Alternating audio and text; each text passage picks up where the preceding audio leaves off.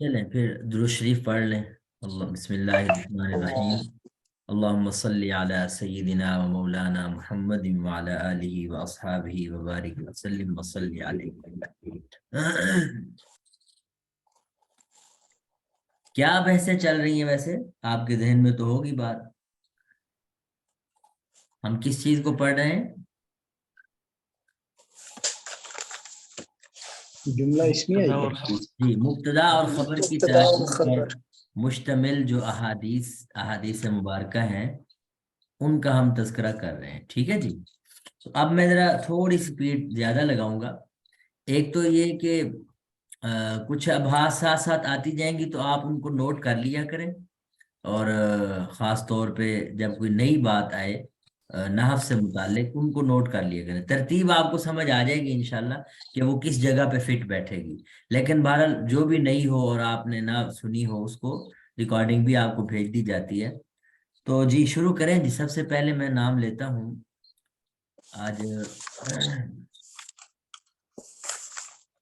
طفیل احمد صاحب میری جی۔ باری تھی جب جی کون رہتے تھے لاسٹ ٹائم جو بولیں جی؟ جی جی صحیح میں بول رہا ہوں، لاسٹ ٹائم آپ نے مجھے بولا تھا شروع کرنے کا لیکن ٹائم ختم ہو ہاں جی، شاہ ولی خان صاحب، جی جی شروع فرمائیں۔ گیا۔ جی بسم اللہ الرحمن الرحیم۔ طلب طلب کسب الحلال فریضۃ بعد الفریضۃ۔ جی طلب یعنی طلب کرنا، کسب الحلال حلال روزی کو، فریضۃ ایک فرض ہے، بعد الفریضۃ دوسرے فرض کے بعد۔ ہاں، دوسرا فرض نہیں، بس فرض کے بعد ایک فرض کے بعد چلیں یہ بھی کر لیں، کوئی حرج نہیں، ایک دوسرے فرض کے بعد ایک فرض ہے۔ ویسے یہ اس شخص کے لیے ہے جس شخص کا کمانے والا کوئی نہ ہو، اور وہ ظاہر ہے ہر آدمی پہ حلال کھانا فرض ہے کہ نہیں؟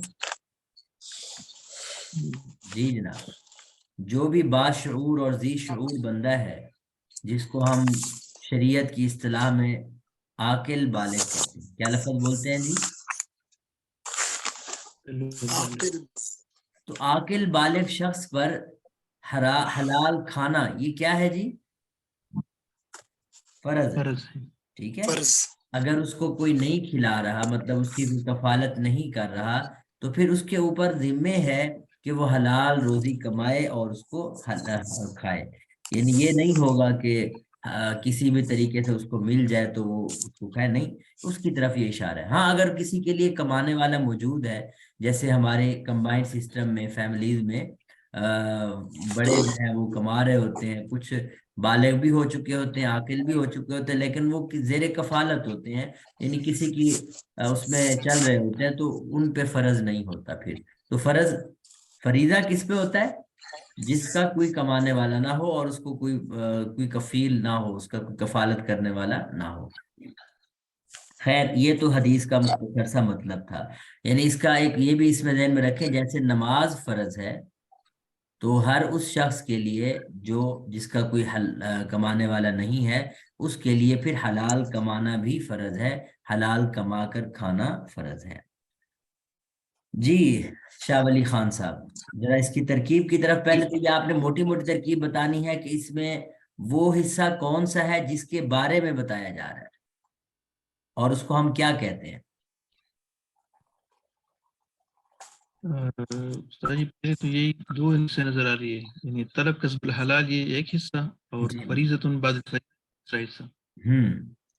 بالکل آپ نے صحیح پہچانا، اور اسی طرح ہی ہے کہ طلب کسب الحلال یہ ایک پہلا حصہ ہے، اور فریضۃ بعد الفریضتی یہ دوسرا حصہ ہے۔ اس میں کون سا حصہ ہے جس کو ہم مبتدا کہیں؟ پہلے والے جی ہم مبتدا کہیں گے۔ جی بالکل، تو کریں ترکیب۔ مبتدا کیا ہوتا ہے ویسے؟ اس کے بارے میں بتایا جا رہا ہوتا ہے، یعنی حلال کمانے کو تلاش کرنا، حلال کمائی طلب کرنا، اس کے بارے میں حضور فرما رہے ہیں کہ اس کی حیثیت کیا ہے۔ کیا حیثیت ہے جی؟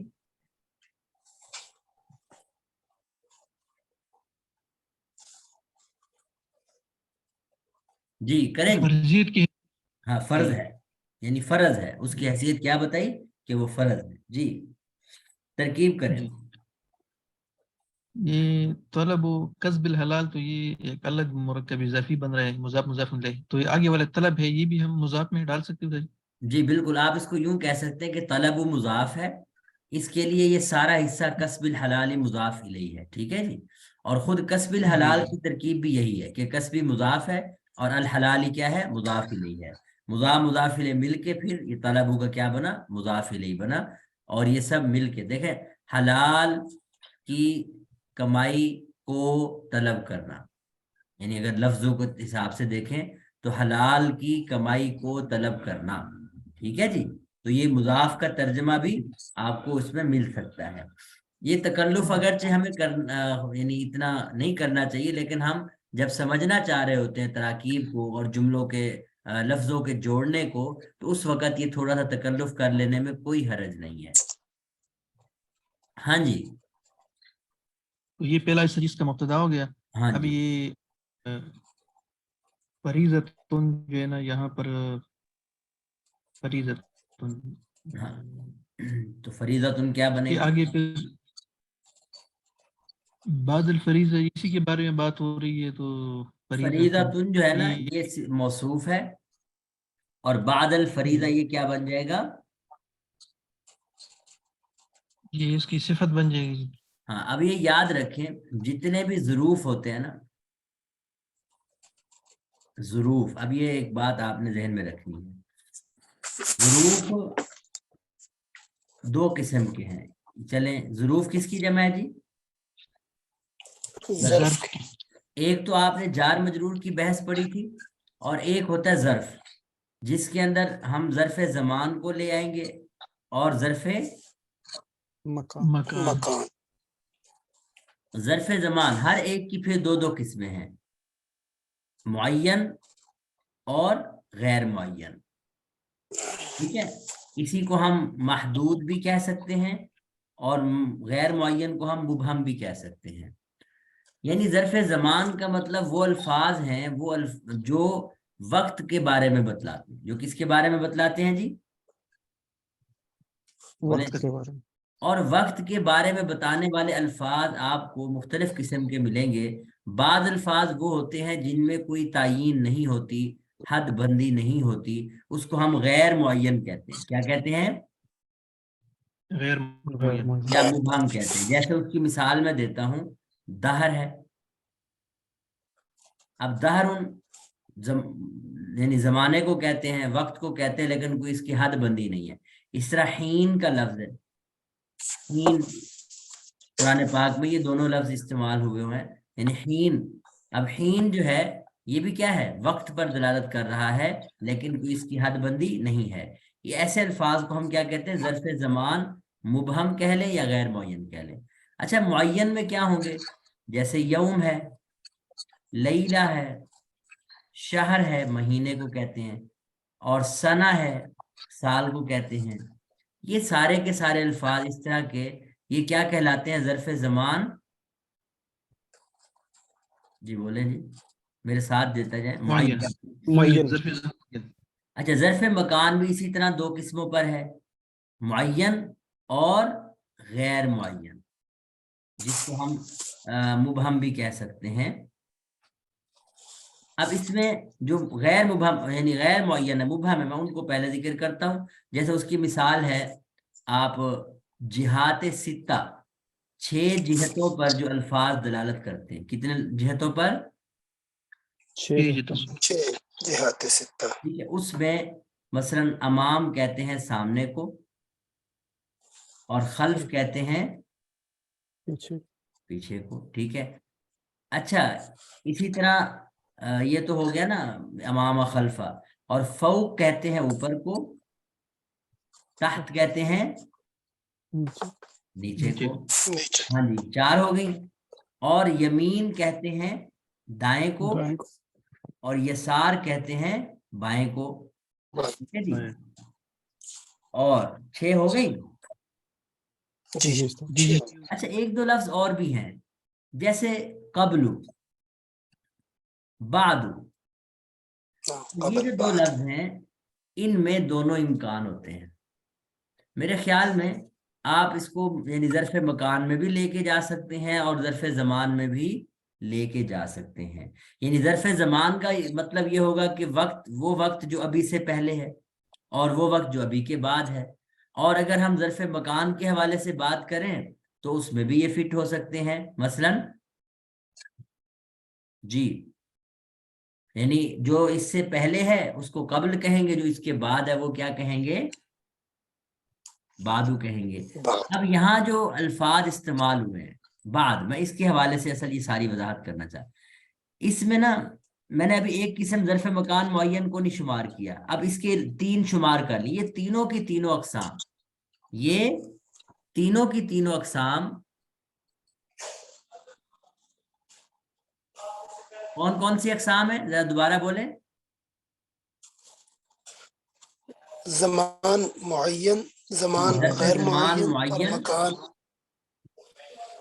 اور زمان ظرف مبہم, اور تیسری قسم ہے ظرف مکان مبہم.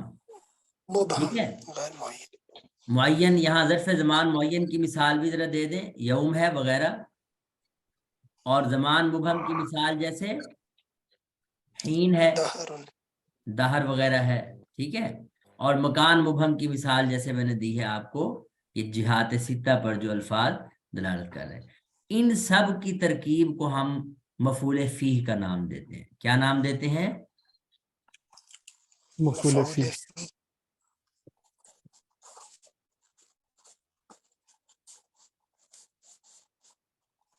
اور مفعول فی کا نام دیتے ہیں اور فی کو مقدر مانتے ہیں. اور فی کو کیا مانتے ہیں جی؟ مقدر. مقدر. مقدر ماننے کا مطلب ہی سمجھ لیں. ایک لفظ استعمال ہوتا ہے نحو کی اصطلاح میں تقدیر. تقدیر یعنی کہ فی کی تقدیر کے ساتھ, فی کی, اسی کو لفظ بولے فی کے مقدر ہونے کے ساتھ. اسی کو دوسرے لفظوں میں کیا کہتے ہیں؟ فی کے مقدر ہونے کے ساتھ. اچھا, ایک لفظ استعمال ہوتا ہے حذف, ہوتا ہے جا کہ یہ فی کا حذف ہے یا تو حذف یا محذوف کا لفظ, ان دونوں میں کیا فرق ہے یہ ذرا یعنی ذہن میں رکھنے والی بات ہے. فی کی تقدیر یا فی کے مقدر ہونے کا مطلب یہ ہے کہ فی لفظوں میں پہلے موجود نہیں تھا, فی لفظوں میں سرے سے موجود ہی نہیں تھا اور نہ ہے.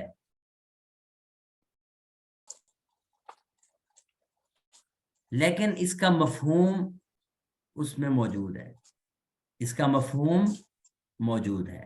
تو جب اس طرح کی صورت ہوتی ہے تو ہم اس کو کہتے ہیں کہ یہ مقدر ہے. یہ صرف فی کی بات ہی نہیں کر رہا, جہاں بھی آپ کو مقدر یا تقدیر کا لفظ ملے گا تو اس کا مطلب ہم کیا مانیں گے کہ گویا یعنی یہ فی لفظوں میں تو موجود نہیں ہے, نہ پہلے تھا اور نہ ہے, اس کا مفہوم یہاں موجود ہے. تو مفعول فی کا تو نام دیتے ہی ہیں, لیکن اس سے پہلے ہم یہ کہیں گے کہ فی کیا ہوگا, مقدر ہوگا, فی کا مفہوم موجود ہوگا. فی کا مفہوم, مثال کے طور پر میں ایک سادہ سی مثال دیتا ہوں, سمت دہرن, سمت دہرن, میں نے ایک زمانہ روزہ رکھا. اب یہاں یہ دہرن مفعول فی ہے, دہرن کیا ہے جی؟ مفعول فی. لیکن حقیقت میں سمت فی الدہری ہے. ترجمے میں اگر غور کریں تو ایک زمانہ بھر کے ایام میں نے روزہ, یعنی فی کا مفہوم اس کے اندر موجود ہے. ٹھیک ہو گیا. اب یہ تو صورت ہے نا کہ جب فعل آپ کے سامنے موجود ہے. حدیث مبارک میں دیکھیں, پیچھے جو حدیث مبارک گزری ہے کہ فریضۃ بعد الفریضہ, بعد کے سے پہلے کوئی فعل موجود نہیں ہے, تو ہم ڈائریکٹ اس کو فریضۃ کی صفت تو فریضۃ کا مفعول فی تو بنا نہیں سکتے, تو ہمیں یہاں کائنۃ صفت نکالنی پڑے گی. کیا نکالنی پڑے گی؟ فریضۃ کے مطابق کائنۃ صیغہ صفت نکال کے تو اس کا مفعول فی بنائیں گے ہم. بعد مضاف, الفریضۃ مضاف الیہ, مضاف الیہ مل کے یعنی یہ ظرف ہے. کون سا ظرف بنے گا؟ آپ اس کو ظرف زمان کہیں یا ظرف مکان کہیں؟ ہاں جی, میرے خیال میں زمان, ہاں جی زمان کہہ لیں. اور یہاں یعنی میں نے اس میں دونوں کے بارے میں قبل اور بعد جو ہے یہ زمان اور مکان دونوں میں آ سکتے ہیں. کیا خیال ہے؟ یہاں کیا ہے یہ زمان میں آئیں گے یعنی کہ ظرف زمان ہو کر مفعول فی ہوئے کائنۃ صیغہ صفت محذوف کے. کائنۃ صیغہ صفت دیکھیں ہے ہو کا ترجمہ تو یہاں ہو ہی سکتا ہے، کوئی حرج نہیں، کیونکہ یہ افعال عامہ ہے. افعال عامہ کے بارے میں بھی میں بات کر چکا ہوں. تو خیر فریدۃ موصوف کائنۃ صیغہ صفت اپنے مفعول فی سے مل کر صفت ہوا فریدۃ کی. فریدۃ اپنے موصوف اپنی صفت سے مل کر خبر ہوئی مبتدا کی. تو مبتدا خبر مل کر جملہ اسمیہ خبریہ ہوا. اچھا یہ تو 3 چیزیں تھیں جن کے بارے میں میں نے بتایا. اب ایک چیز آپ کے ذہن میں آ رہی ہوگی کہ ظرف مکان محدود کی نہیں بات کی. تو ظرف مکان محدود کی اگر ہم بات کریں، میں یہاں لکھتا ہوں ظرف مکان محدود میں جس کے حدود اربع متعین ہوتے ہیں، المسجد ہے، دار ہے، جتنے مرضی بیت ہے، یہ سارے وہ الفاظ ہوتے ہیں کہ جن کی حدود اربع متعین ہوتی ہیں. تو اس کو ہم کیا نام دیتے ہیں؟ ظرف مکان محدود. اب جمہور کے ہاں ان الفاظ کے ساتھ فی کو مقدر نہیں مانتے، بلکہ فی کا ذکر کرنا ضروری ہوتا ہے. اس قسم میں فی کا ذکر کرنا ضروری ہوتا ہے. مثال کے طور پر اگر مجھے کہنا ہو کہ میں مسجد میں بیٹھا یا میں نے مسجد میں نماز پڑھی تو کیا کہوں گا؟ صلیت فی المسجد. صلیت المسجد نہیں کہوں گا، یعنی اس کا مفعول فی نہیں مانوں گا، بلکہ اس طرح فی کو لفظوں میں موجود ذکر کروں گا. اسی طرح جلست فی الداری، میں گھر میں بیٹھا. تو مجھے امید ہے کہ آپ کو یہ تھوڑی سی مختصر سی بحث تھی مفعول فی کی. یہ مفعول فی ہوتا کیا ہے؟ منصوبات کی ایک قسم ہے. مفعول فی کیا ہے جی؟ منصوبات. یعنی ہم جب کسی لفظ کو منصوب دیکھیں تو ہم اس کے بارے میں ایک چیز یہ بھی سوچ سکتے ہیں کہ وہ مفعول فی ہو. لیکن وہ کب سوچ سکتے ہیں؟ مفعول فی کہتے کسے؟ یہ تو ان ظروف کے بارے میں بات تھی نا. لیکن مفعول فی ہوتا کیا ہے؟ وہ اسم ہوتا ہے جس میں فاعل کا فعل واقع، جس میں فاعل کا فعل واقع، یعنی وہ جس میں کا مطلب یعنی وہ جگہ ہو سکتی ہے یا پھر کیا ہو سکتا ہے، یعنی وہ اسم جو جگہ پر یا وقت پر دلالت کرے اور اس جگہ یا وقت میں فعل واقع ہو رہا ہو. اور یہ بھی یاد رکھیں، ایک بات چلے جاتے جاتے میں کر دوں کہ مفعول بہ جو ہے نا یہ صرف فعل متعدی کا ہوتا ہے،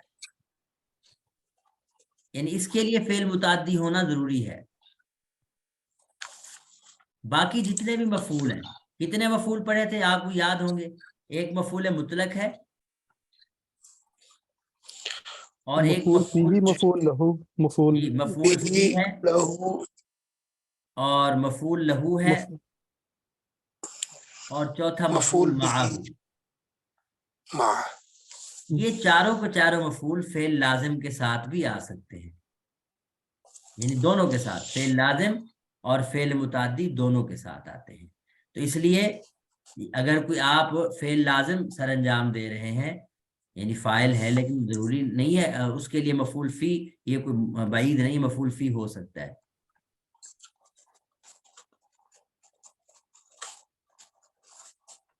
یہ چند باتیں تھیں جو ہم نے بعد کی ترکیب کے حوالے سے میں نے آپ کو بتا دی.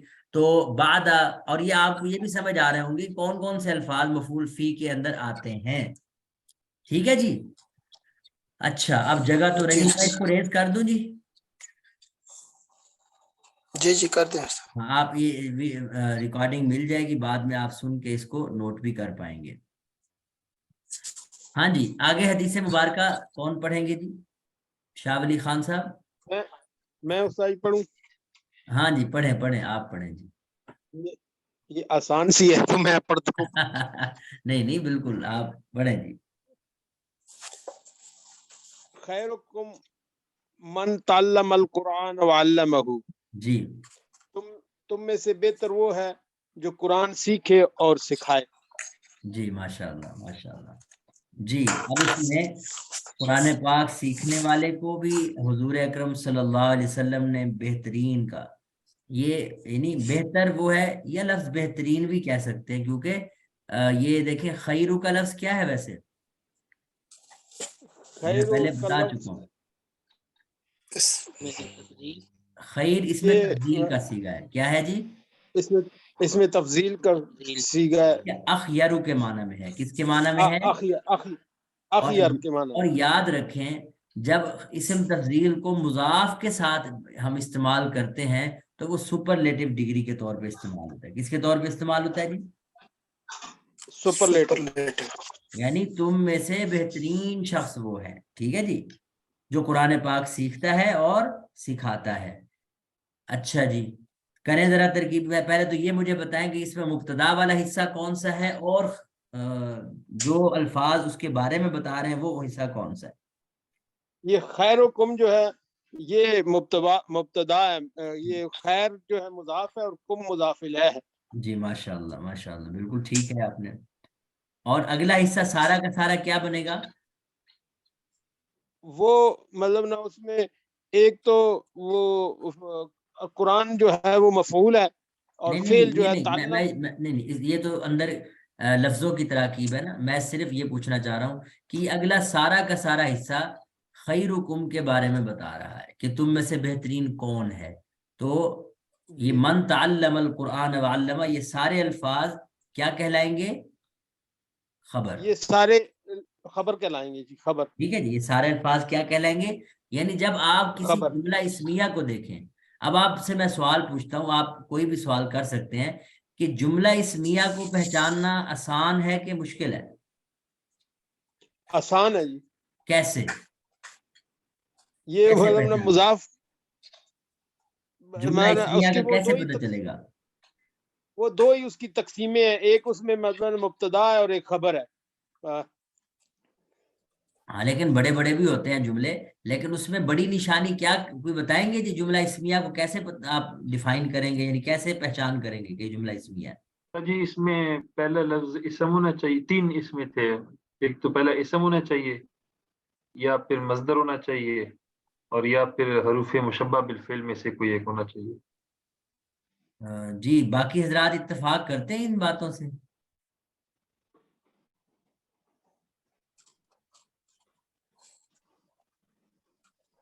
جی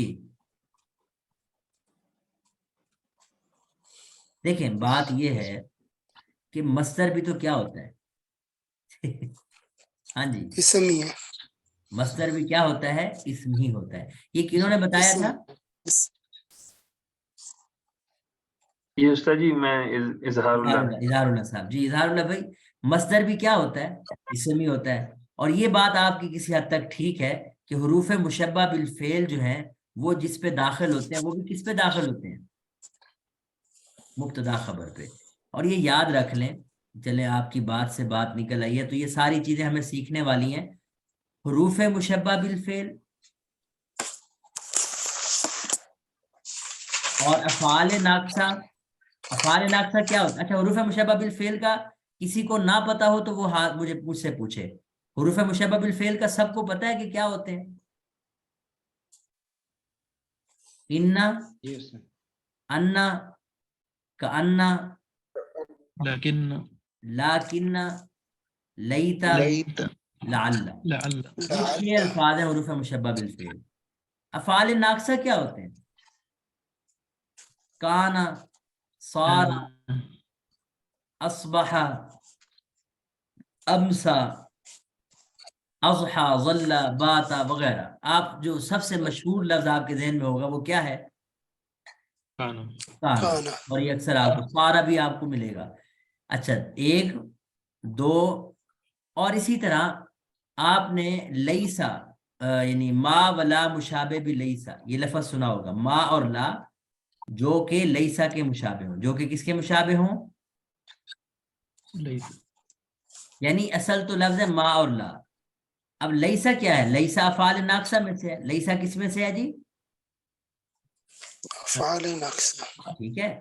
اور چوتھی چیز ہے لائے نفی جنس، لائے نفی जिन्स।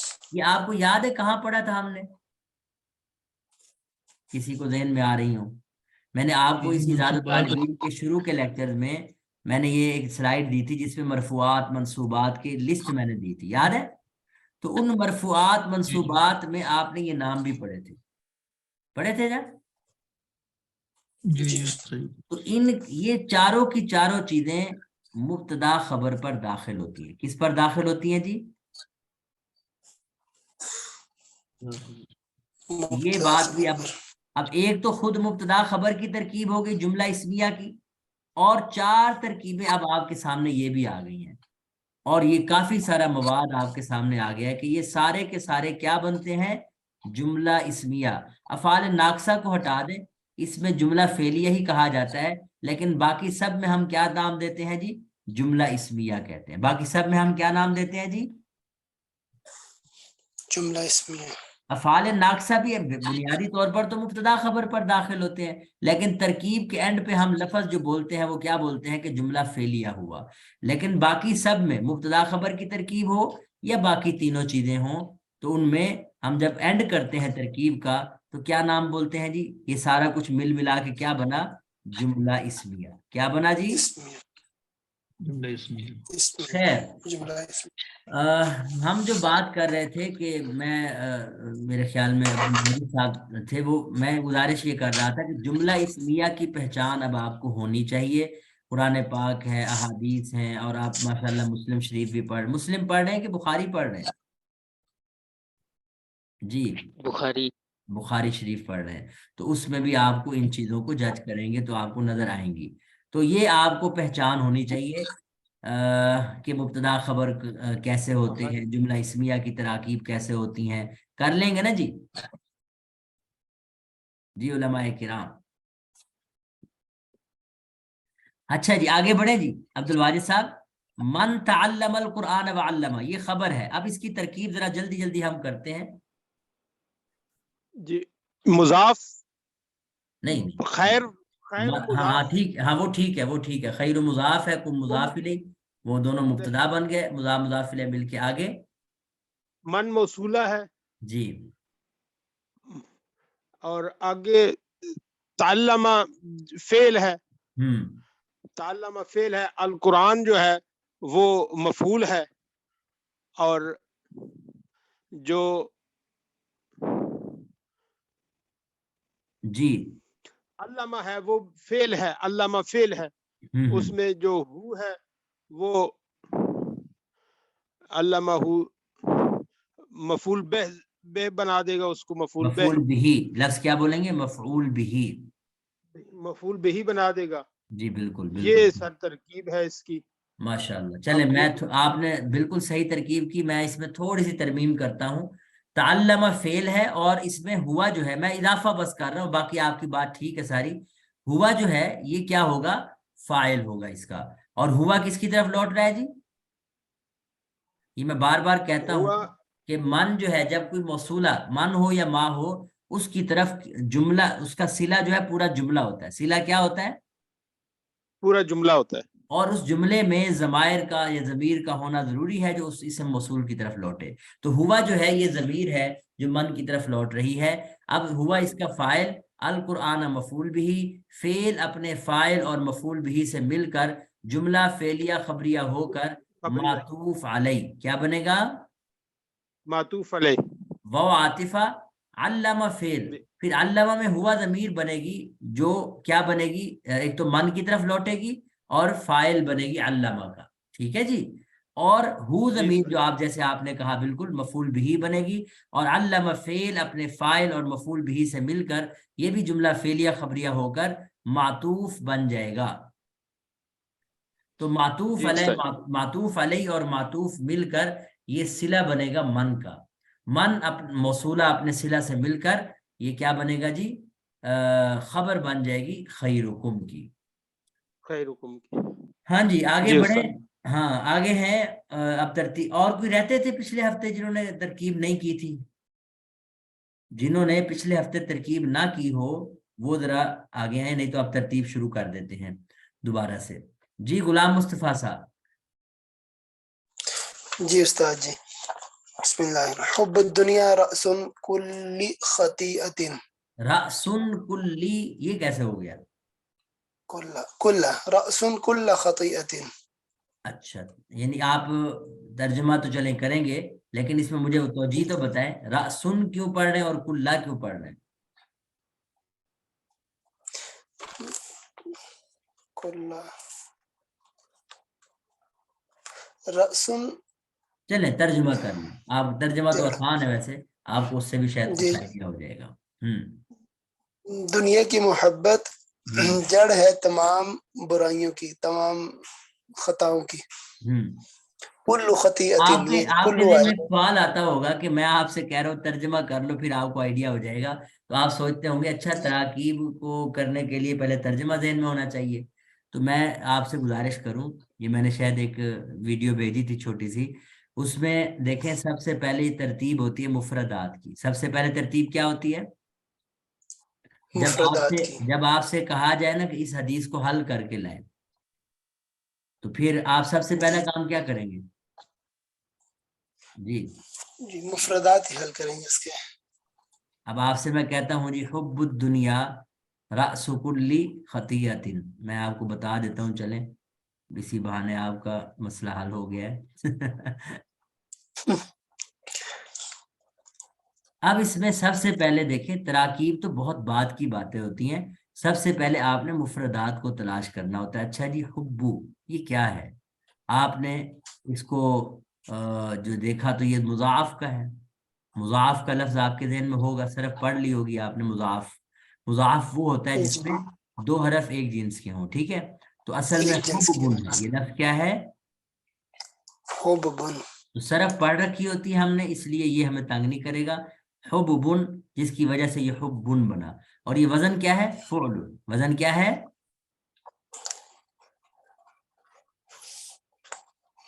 اچھا، فعلا.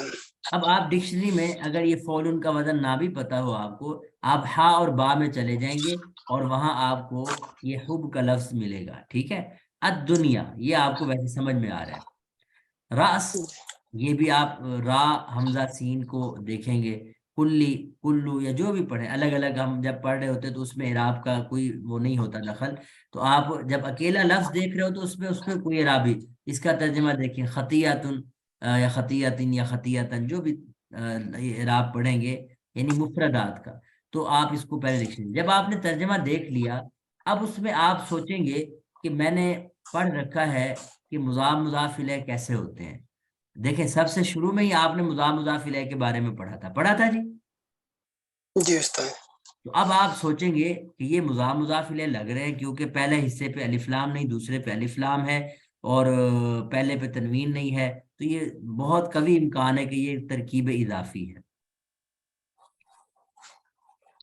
جب ترکیب اضافی کا سوچیں گے، ساتھ ہی آپ کو یہ کلیئر ہو جائے گا کہ پہلا لفظ اسم ہے۔ پہلا لفظ کیا ہے جی؟ اسم. اور اسی سے آپ نے گیس کر لینا ہے کہ اسم ہوا تو پھر یہ کیا بننا چاہیے؟ جملہ اسمیہ، جملہ اسم. ٹھیک ہے؟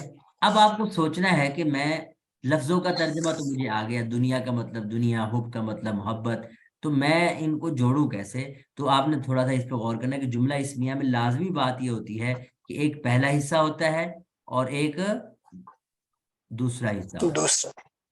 دوسرا حصہ چاہے فعل ہو یا اسم ہو، ہمیں کوئی غرض نہیں، پہلا حصہ اسم ہے، وہ ہمیں نظر آ رہا ہے۔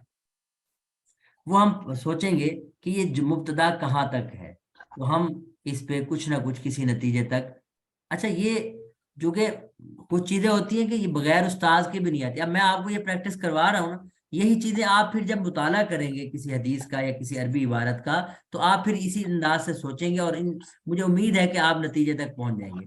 آپ چونکہ اب اس ایج میں ہے کہ یہ کافی ساری چیزیں تو آپ کو پہلے سے نالج ہے ان کا، یہ چھوٹی چھوٹی احادیث جتنی ہم زاد الطالبین میں پڑھ رہے ہیں، تو اکثر آپ ان کا عنوان، ان کا مضمون پڑھ چکے ہوتے ہیں۔ کیا خیال ہے ویسے؟ جی استاد جی ہاں عام ہاں، یعنی پتہ کو بھی یہی چل. یہ مضامین آپ کی نظر سے گزر چکے ہوتے ہیں، اگرچہ عربی عبارت نہیں گزری ہوتی لیکن مضامین گزر چکے ہوتے ہیں۔ آپ فرض کریں کوئی نئی عبارت پہ آپ کام کر رہے ہیں، جیسے میں نے آپ کو کہا ہوا ہے کہ آپ حاشیے کی عبارت کو تھوڑا سا اس میں ساتھ ملا کے اپنی مہارتوں کو وہاں چیک کر سکتے ہیں۔ تو خیر ابھی فی الحال جن کے لیے بالکل ابتدا ہے تو وہ احادیث بھی ان کے لیے ٹھیک ہے. تو آپ یہ سوچیں گے یہ تو ہمیں پہلے بھی آتی تھی، اس پہ ہمیں، لیکن آپ ان نئی عبارتوں پہ جب آپ یہ چیزیں کریں گے نا انشاءاللہ تعالیٰ آپ کو خود بخود فائدہ ہوگا. تو خیر اب آپ کو یہ سمجھ آ گیا ہوگا حب الدنیا مبتدا ہے، رأسو ہے، رأسن نہیں ہے. کیوں جی غلام جی استاد؟ جی استاد جی. رأس مفہوم. کلی خطیتن، یہ مضاف در مضاف ہے، رأس مضاف ہے اور یہ سارا حصہ مضاف الیہ ہے. اور پھر اس کی علیحدہ ترکیب اگر ہم کریں تو کلی مضاف خطیتن مضاف الیہ، مضاف الیہ مل کر یہ اس کا مضاف بنا، مضاف الیہ بنا. تو خیر یہ ترکیب تو بہت آسان ہے، ترجمہ بھی آسان ہے. کسی کا کوئی سوال ہو نا درمیان میں تو مجھ سے پوچھ سکتے ہیں، روک کے پوچھ سکتے ہیں. ہاں جی میں اب واپس جاتا ہوں کتاب پہ. حب الدنیا رأس کل خطیئۃ، کہ دنیا کی محبت، جی کیا ترجمہ ہے اس کا؟ تمام خطاؤں یا برائیوں کی جڑ ہے. ہر گناہ کی جڑ ہے، تمام گناہوں کی جڑ بھی کہہ رہے ہیں لیکن ہر گناہ کی جڑ ہے. یعنی بندہ جب آخرت سے غافل ہوتا ہے تو اللہ سے غافل ہوتا ہے اور پھر دنیا کی محبت میں لگ جاتا ہے تو پھر دنیا کی محبت اس سے پتہ نہیں کیا کچھ کروا لیتی ہے، وہ پھر گناہوں کی طرف بھی چلا جاتا ہے.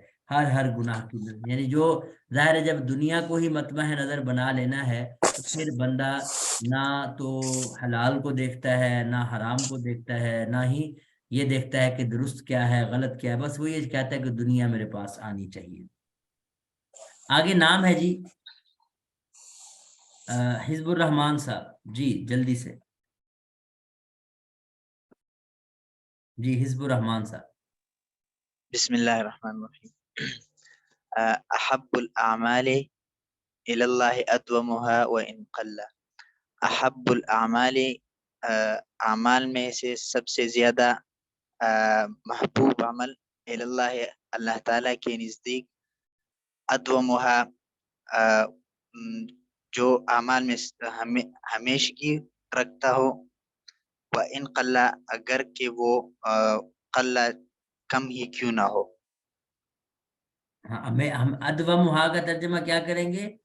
ادوم یہ دام یدوم سے ہے، کس سے ہے جی؟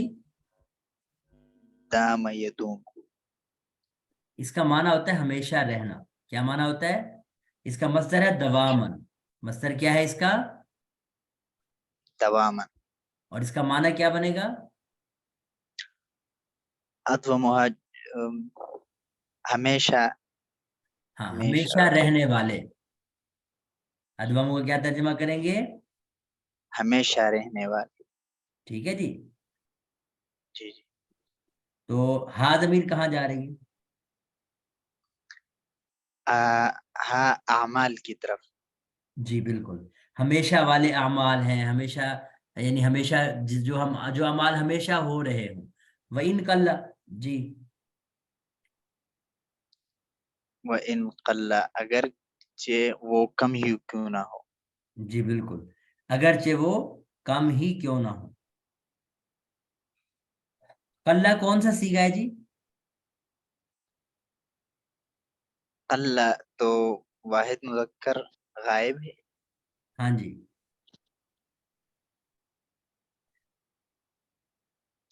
کریں ذرا ترکیب. احب اچھا جو سوال میں مضاف. پوچھنا نہیں، جو سوال میں پوچھنا چاہ رہا تھا وہ یہ کہ اعمال کیا ہے؟ اعمال تو جمع ہے. جمع ہے. اور پھر قلّہ کیا جی. کہنا چاہ رہے ہیں؟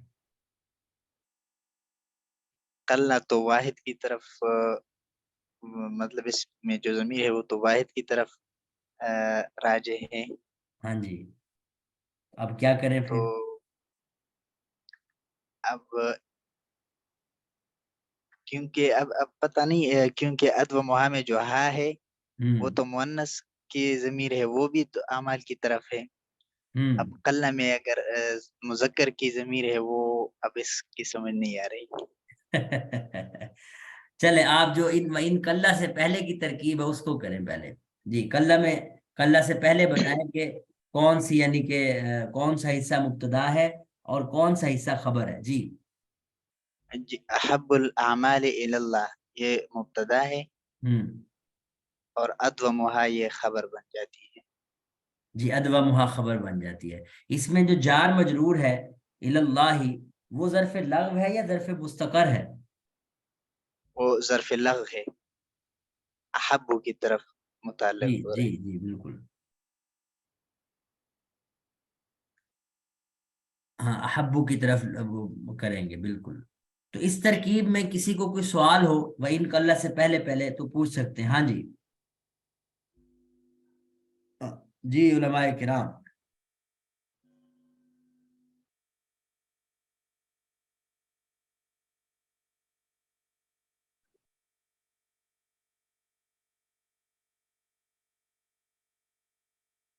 چلیں وَإِن قَلَّ جو ہے نا اصل میں آپ اس کا فاعل جو ہے آپ الاعمال کو نہیں بنائیں گے. الاعمال سے سمجھ آنے والا ایک لفظ ہے العمل. کیا ہے؟ اہل عرب جو ہیں، آپ کو شاید میں اس پہ یہ وائٹ بورڈ پہ لکھ دیتا ہوں.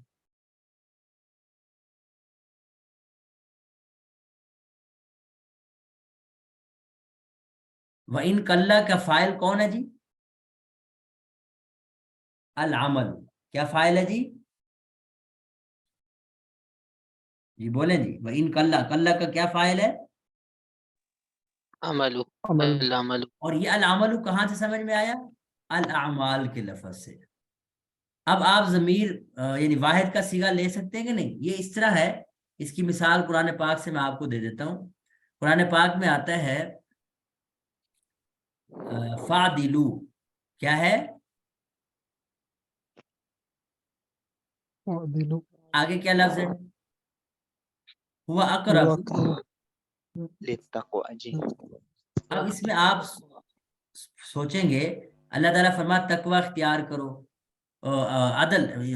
عدل کرو، انصاف سے کام لو، عدل کرو. آگے ہوا کا کیا ترجمہ ہے؟ جی یہ عدل اقرب یہ للتقوی.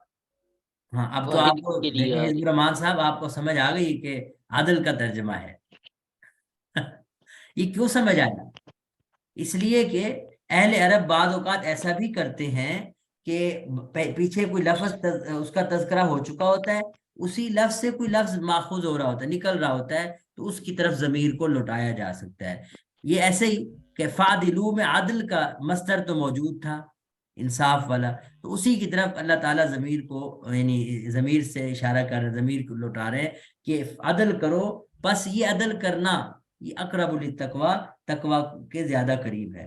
تو بالکل اسی طرح قلہ کے اندر اس کا فاعل الاعمال نہیں بنے گا. کیا بنے گا جی؟ عمل.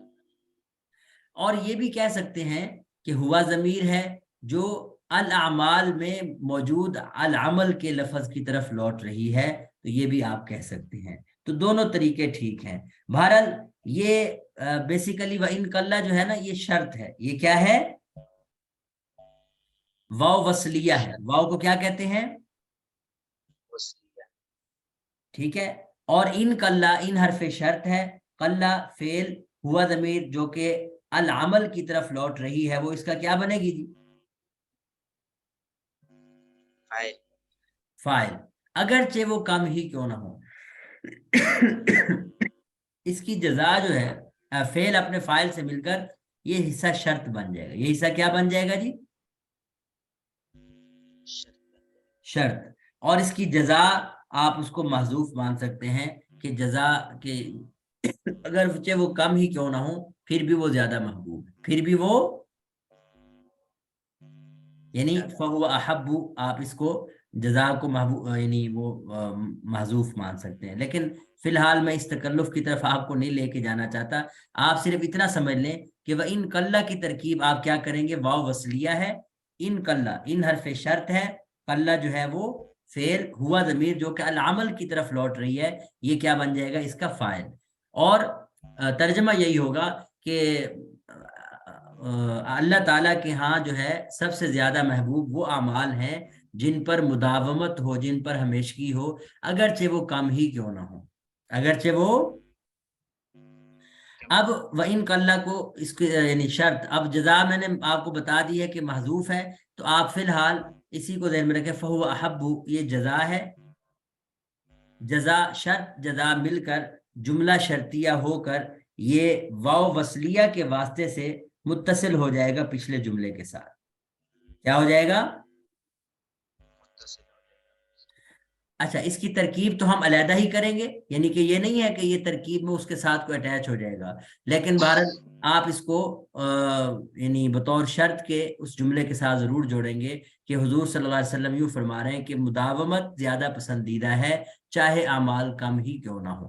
اب اردو میں اس کو ہم چاہے اعمال کم ہی کیوں نہ ہو، عربی میں اس کو واو اور ان کے ساتھ اکثر آپ کو قرآن پاک میں یا احادیث میں الفاظ ملیں گے.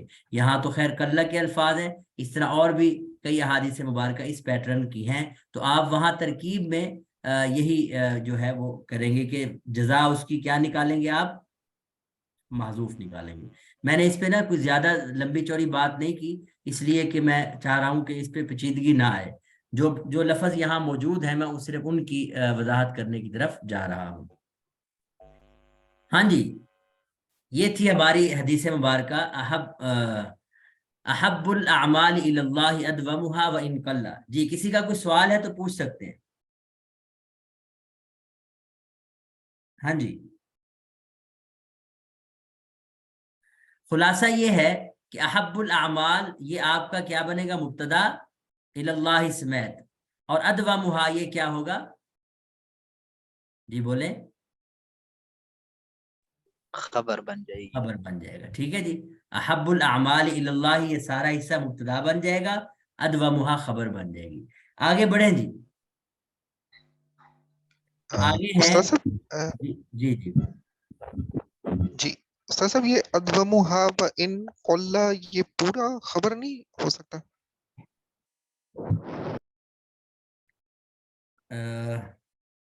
چلے میں اس کو دیکھ لوں گا، میں دیکھ کے اگلے سیشن میں آپ نے یہ سوال پوچھنا ہے. ٹھیک ہے جی، میرے خیال میں اس میں کوئی حرج نہیں ہے. وصلیہ سے کیا مراد ہے، سوال پوچھا ہے، تو وصل کا مطلب یہ ہوتا ہے کہ اس کو اس کے ترجمے کو ہم پچھلے جملے کے ساتھ جوڑ رہے ہیں، الاعمال کے ساتھ. وصل کا معنی کیا ہوتا ہے، ملانا. تو یہ واو جو ہے اس کا یعنی یہ کام کر رہا ہے کہ ان کلّہ کے الفاظ کو پچھلے جملے کے ساتھ جوڑ رہا ہے، اس لیے اس کو ہم واو وصلیہ کہہ رہے ہیں.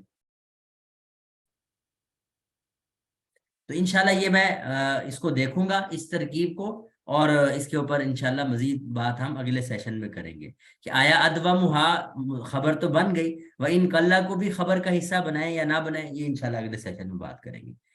ہاں جی، آگے ہیں ابراہیم صاحب.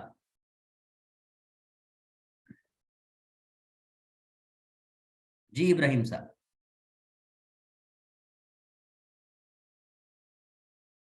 اظہار اللہ صاحب.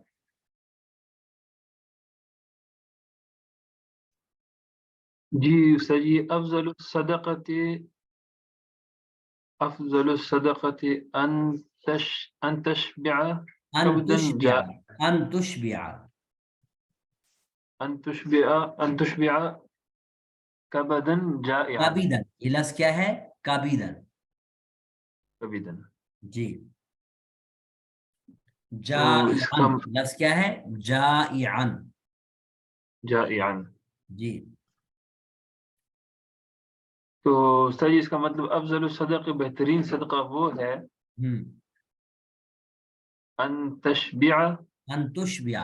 اشبع یشبع باب فعال ہے، اور اس کا معنی کیا ہوگا، سیر کرنا. سر. جی، ان تشبع کا کیا معنی ہوگا کہ تو سیر کرائے.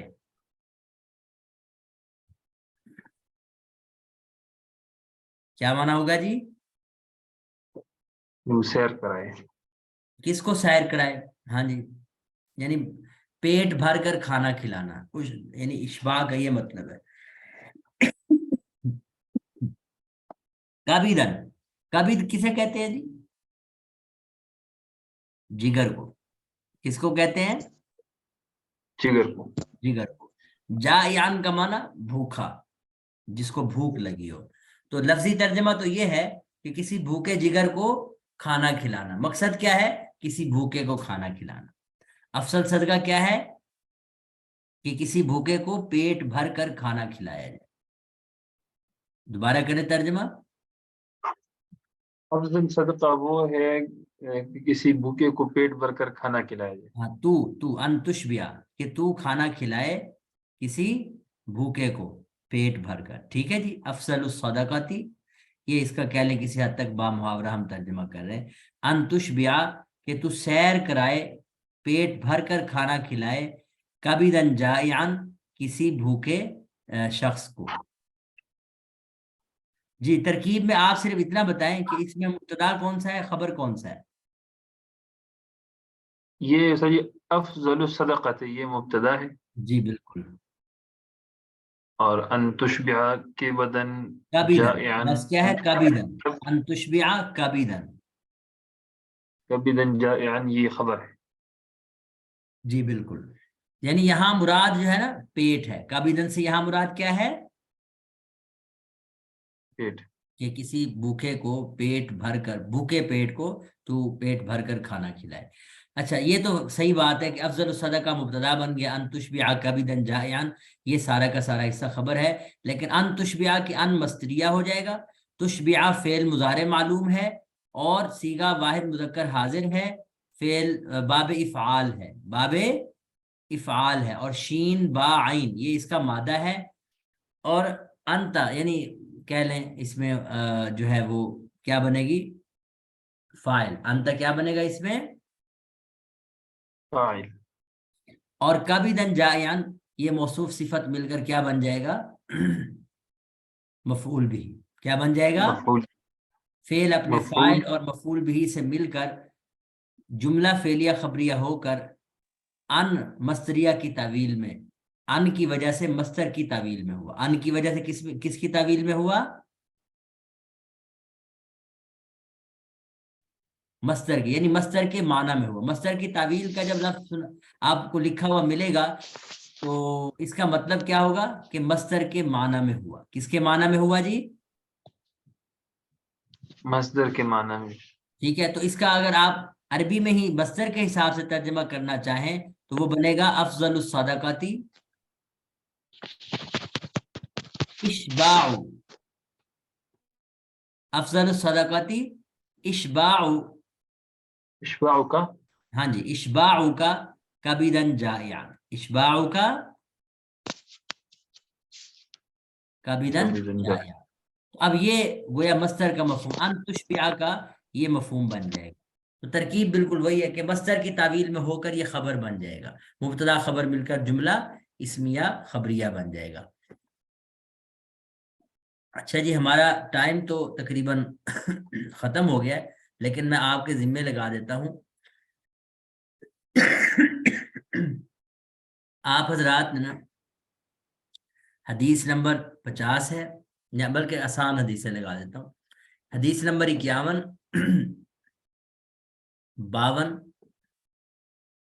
55, 53, 51, 53, 55, 56, 57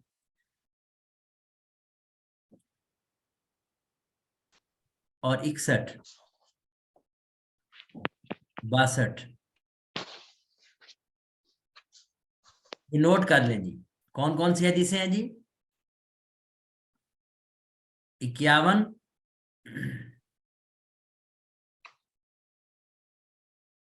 और 53, 55, फिर उसके बाद कौन सी थी जी? 56, 57,